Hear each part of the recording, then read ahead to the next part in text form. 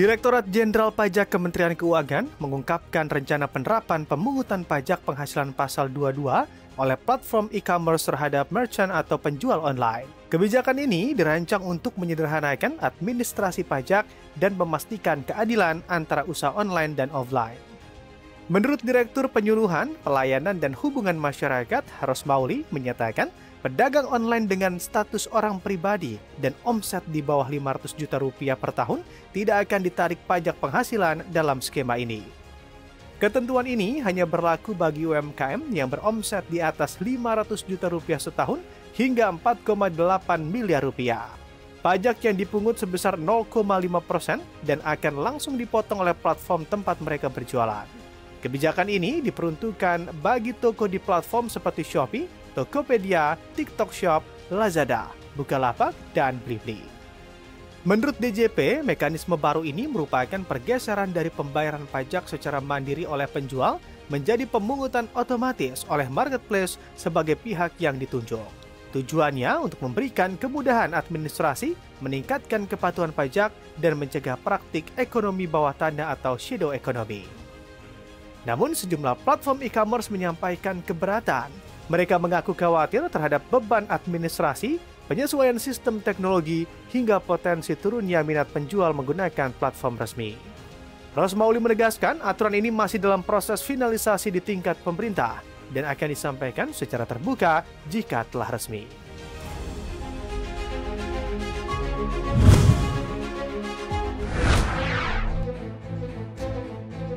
Menteri Pertanian Amran Sulaiman mengungkapkan terjadi anomali dalam kenaikan harga beras. Padahal saat ini stok beras dinilai cukup melimpah pasca panen raya pada April hingga Mei lalu. Menurut Amran, kenaikan harga beras kali ini bukan disebabkan oleh kekurangan stok. Ada ketidaksesuaian pola di mana harga di tingkat produsen turun, namun harga di tingkat konsumen naik. Hasil pemantauan Kementerian Pertanian bersama Satgas Pangan di 10 provinsi menunjukkan banyak beras yang tidak memenuhi standar perdagangan, mulai dari harga melebihi HET, izin edar yang belum ada, hingga berat kemasan yang tidak sesuai. Berdasarkan panel harga Badan Pangan.go.id pada 26 Juni 2025, harga gabah kering panen atau GKP di tingkat petani turun sebesar Rp4 menjadi Rp6.733. Harga gabah kering giling atau GKG di tingkat penggilingan turun Rp5 menjadi Rp7.884 per kilo.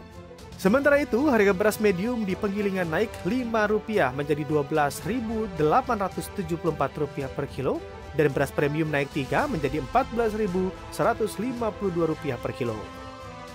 Mentan menegaskan pihaknya akan melakukan verifikasi ulang dan berkoordinasi dengan Satgas untuk melakukan pengecekan langsung di lapangan. Tujuannya untuk menertibkan distribusi beras dan menjaga stabilitas harga di pasar.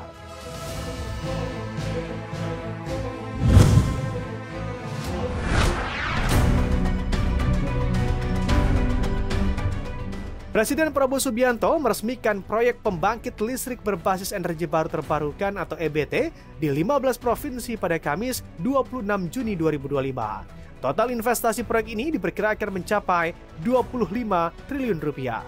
Melalui sambutan daring, Prabowo menyebut proyek ini sebagai langkah strategis untuk mencapai swasembada energi nasional.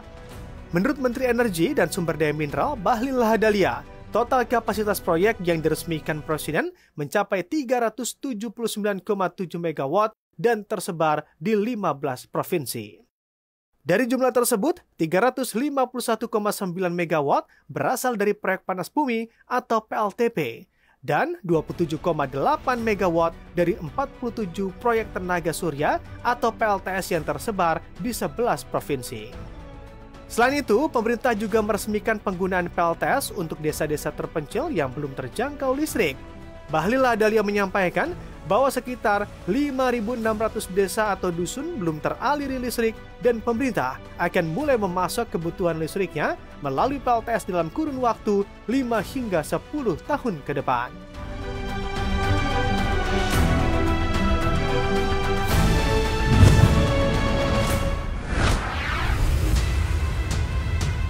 Perusahaan energi raksasa Shell dikabarkan tengah melakukan pembicaraan awal untuk mengakuisisi kompetitornya British Petroleum atau BP. Jika terrealisasi, ini bisa menjadi akuisisi sektor minyak terbesar dalam satu generasi. Menurut sumber, bankir dari kedua perusahaan telah terlibat dalam diskusi. Namun Shell menyangkal ada pembicaraan, sementara BP menolak berkomentar. Akuisisi ini diperkirakan akan memperkuat posisi Shell melawan raksasa seperti ExxonMobil dan juga Chevron. Namun, integrasi akan membutuhkan waktu bertahun-tahun, termasuk penjualan aset yang tumpang tindih.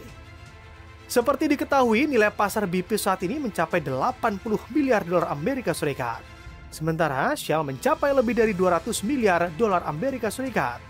Potensi nilai akuisisi keduanya diperkirakan bisa melampaui 83 miliar dolar Amerika Serikat yang menjadikannya lebih besar dari merger Exxon dan Mobil. CEO Shell, Wael Sawan, mengatakan standar mereka untuk akuisisi besar sangat tinggi.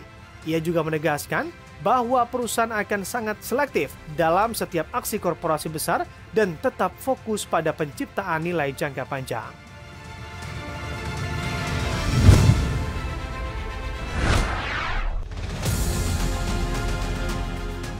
Para pemimpin NATO menyatakan dukungan terhadap peningkatan signifikan anggaran pertahanan. Langkah ini diambil sebagai respon atas desakan Presiden Amerika Serikat Donald Trump dalam beberapa bulan terakhir. Adapun Trump bersikeras agar negara-negara anggota NATO mengalokasikan 5% dari produk domestik bruto atau PDB mereka untuk belanja pertahanan. Angka yang jauh melampaui komitmen sebelumnya sebesar 2% yang telah disepakati bersama. Trump berkata bahwa para anggota NATO akan meraih kemenangan besar dari kebijakan ini. Sementara NATO menaikkan anggaran pertahanan hingga 5% dari PDB. China langsung menjamu Menteri Pertahanan dari Rusia, Iran, dan sejumlah negara anggota Organisasi Kerjasama Shanghai atau SCOD Qingdao pada Kamis 26 Juni. Dalam pertemuan itu, China mengingatkan tentang pentingnya persatuan untuk menjaga stabilitas global. Rusia memuji hubungan dengan China yang dinilai belum pernah sekuat ini. Menteri Pertahanan China, Dong Jun, menyoroti meningkatnya unilateralisme dan proteksionisme di dunia. Ia menegaskan bahwa tindakan hegemonik dan intimidasi telah merusak tatanan internasional yang berlaku. Seperti diketahui, pertemuan di China terjadi di tengah situasi gencatan senjata Iran-Israel dan kekhawatiran atas eskalasi global. Kolaborasi SCO dipandang sebagai tandingan blok barat yang dipimpin oleh Amerika Serikat.